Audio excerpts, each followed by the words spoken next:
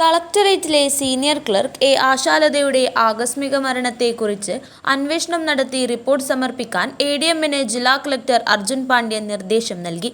Vidyanagar police നടത്തുന്ന അന്വേഷണത്തിന് പുറമെയാണിത്. ആശാലത വിദ്യാനഗർ പോലീസിന് മൊഴി നൽകിയിട്ടുണ്ട്. ഓഗസ്റ്റ് 7 രാവിലെ 10 മണിയോടെ 3 പാക്കറ്റ് ടെലിവിഷൻ പേസ്റ്റ് ഐസ്ക്രീമിൽ കലർത്തി കഴിച്ചത് തന്റെ സ്വന്തം ഇഷ്ടപ്രകാരമാണെന്നും ഇത് കഴിക്കാനുള്ള കാരണം വീട്ടിലും ഓഫീസിലും ഒറ്റപ്പെട്ടുപോയി എന്ന് തോന്നിയതിനാലാണെന്ന് മൊഴിയിലുണ്ട്. മാനസിക സമ്മർദ്ദം കാരണം കുറച്ചു ദിവസമായി തകർന്ന നിലയിലാണ്. ആർക്കെതിരെയും പരാതിയില്ല, സ്വന്തം ഇഷ്ടപ്രകാരം മരിക്കാൻ തീരുമാനിച്ച് ചെയ്തതാണെന്നും ആശാലത മൊഴി നൽകിയിട്ടുണ്ട്.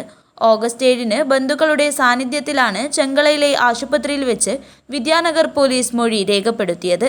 ഓഗസ്റ്റ് 9 ഉച്ചയ്ക്ക് കോഴിക്കോട് സ്വകാര്യ ആശുപത്രിയിൽ വെച്ചാണ് ആശാലത മരണപ്പെട്ടത്.